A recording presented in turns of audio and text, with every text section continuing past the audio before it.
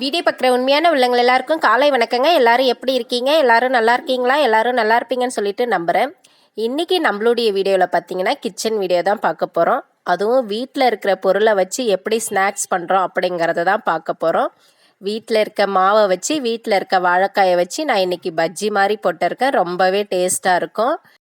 இதுக்காக நம்ம மாவெல்லாம் கடையில் போயிட்டு அதுக்கு தேவையான மாவு அப்படின்னு சொல்லிட்டு எக்ஸ்ட்ரா இதுவெல்லாம் வாங்க தேவையில்ல. வீட்டில் இருக்க மாவை வச்சே நம்ம பஜ்ஜி போடலாம். ரொம்பவே டேஸ்ட்டாக இருக்கும். அது என்னென்ன மாவு போட்டு என்னென்ன போட்டு பஜ்ஜி செய்கிறேன் அப்படின்றத இந்த வீடியோவில் பார்ப்போம். வாங்க வீடியோ பார்க்கலாம். நான் வந்து பார்த்திங்கன்னா பொரியலுக்காக வச்சுருந்த வாழைக்காய் தான் எடுத்திருக்கேன். வாழைக்காய்னு கிடையாது, கோஸு, கேரட்டு, பீட்ரூட்டுன்னு சொல்லிட்டு எல்லா காயிலுமே நம்ம இந்த மாதிரி பஜ்ஜி போடலாம். இதுக்கு வந்து பார்த்திங்கன்னா கடல மாவெல்லாம் எடுக்க கிடையாது. பஜ்ஜிக்கு பார்த்திங்கன்னா அதுக்கு தனியாக மாவுன்னு இருக்குது. கடல மாவு, கார்ன்ஃப்ளவர் மாவுன்னு சொல்லிட்டு அந்த மாதிரி மாவு போட்டால் தான் நல்லாயிருக்கும், பஃப்னு வரும்னு சொல்லுவாங்க. ஆனால் நான் இன்றைக்கி பார்த்திங்கன்னா அந்த மாதிரி மாவெல்லாம் எதுவும் போட கிடையாது. நம்ம வீட்டில் இருக்கிற கோதுமை மாவு, மைதா மாவு, அரிசி மாவு இந்த மாதிரி மாவை வச்சு தான் நான் இன்றைக்கி பஜ்ஜி போடுறேன். இப்போ நான் போடுறது என்ன மாவுன்னு பார்த்தீங்கன்னா, வீட்டில் சப்பாத்திக்காக அரைச்சி வைக்கிறோம் இல்லைங்களா கோதுமை மாவு, அந்த கோதுமை மாவை தான் இப்போ போட்டிருக்கேன். அது கூட பார்த்திங்கன்னா பேக்கெட்டில் வாங்கிட்டு வந்த மைதா மாவு கொஞ்சம் போடுறேன். கோதுமை மாவு கொஞ்சம் எக்ஸ்ட்ரா போட்டிருக்கேன், மைதா மாவு கொஞ்சம் கம்மியாக போட்டிருக்கேன். அதுக்கப்புறமா பார்த்திங்கன்னா சில்லி பவுட்ரு கொஞ்சமாக வீட்டில் இருக்கிற சில்லி பவுட்ரை போட்டிருக்கேன். சிக்கன் ஃப்ரை மசாலா அப்படின்னு சொல்லுவோம் இல்லைங்களா, அந்த சில்லி பவுட்ரை தான் போடுறேன் இப்போது. அதுக்கப்புறம் பார்த்திங்கன்னா வீட்டில் அரைச்சி வைப்போம் இல்லைங்களா நம்ம வீட்டு யூஸுக்காக வெறும் மிளகாய்த்தூள். இது வந்து எல்லா சாம்பாருக்கு போடுற மிளகாய்த்தூள் கிடையாது, ஏதாச்சும் ஒன்றுக்கு மட்டும்தான் யூஸ் பண்ணுவோம். வெறும் மிளகாயை மட்டும் அரைக்கிற தூள் இது. வேறு எதுவும் நம்ம கலக்கிறது கிடையாது. மிளகாய்த்தூள் அரைக்கும்போது இந்த வெறும் மிளகாய்த்தூளை வந்து லைட்டாக போட்டிருக்கேன். ஏன்னாக்கா இதில் வெறும் மிளகாயின்றதுனால காரம் அதிகமாக கொடுக்கும், அதனால் லைட்டாக தான் போட்டிருக்கேன்.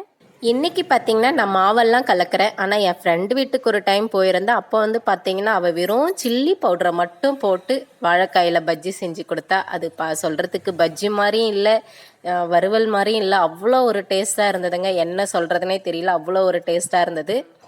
அடுத்ததாக பார்த்திங்கன்னா நான் தேவையான அளவு உப்பு போட்டு லைட்டாக தண்ணி விட்டு இந்த மாதிரி நல்லா கலரிட்டுருக்கேன். பஜ்ஜி மாவு எப்படி கலருவோமோ அதே மாதிரி கொஞ்சம் கொஞ்சமாக லைட்டாக தண்ணி விட்டு விட்டு நல்லா கலரிட்டுருக்கேன்.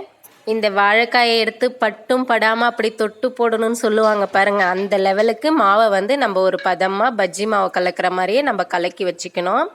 அதுக்கு அடுத்ததாக பார்த்திங்கன்னா எண்ணெயை வந்து வானலில் நிறைய எண்ணெயை விட்டு நம்ம பஜ்ஜி போடுறதுக்கு ஏற்ற மாதிரியே நம்ம எண்ணெயை நிறைய விட்டு எண்ணெய் நல்லா காயட்டும்னு சொல்லிட்டு விட்டுருக்கேன்.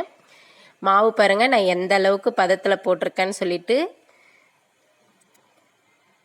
ரொம்ப தண்ணியாக இருந்தாலும் காயில் வந்து மாவு வந்து சரியாக பிடிக்காது, ரொம்ப திக்காக இருந்தாலும் ஒரு மாதிரி நல்லா இருக்காது. அதனால மீடியமாக தேவையான அளவு தண்ணி விட்டு இந்த மாதிரி நல்லா கலக்கிக்கிட்டேன்.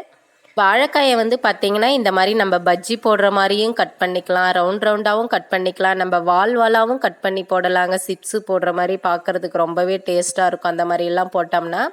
இப்போ எண்ணெய் நல்லா காஞ்சிடுச்சு. நம்ம தொட்டும் தொடாமலும் பட்டும் படாமலும் போடுற மாதிரி அந்த மாவில் வந்து லைட்டாக தொட்டு போட்டுட்ருக்கேன். நம்ம வீட்டில் வந்துட்டு வாழைக்காயை பொரியல் பண்ணி கொடுத்தோமோ, வாழைக்காயின்னு கிடையாது, நிறைய காயை வந்து பொரியல் பண்ணி கொடுத்தாவோ குழம்புல போட்டு கொடுத்தாவோ வீட்டில் இருக்க சின்ன பசங்க வந்து சரியாக சாப்பிட மாட்டாங்க. ஆனால் இந்த மாதிரி ஏதாச்சும் டிஃப்ரெண்ட்டாக போட்டு கொடுத்தோம்னா கண்டிப்பாக நல்லா விரும்பி சாப்பிடுவாங்க. நம்ம தம்பி பாப்பாவுமே அப்படி தான். இந்த மாதிரி ஏதாச்சும் பண்ணி கொடுத்தா சாப்பிடுவாங்க. வாழைக்காயை பொரியலாக பண்ணால் சாப்பிட மாட்டாங்க. அதனாலே நான் அடிக்கடி இந்த மாதிரி பண்ணிவிடுவேன்.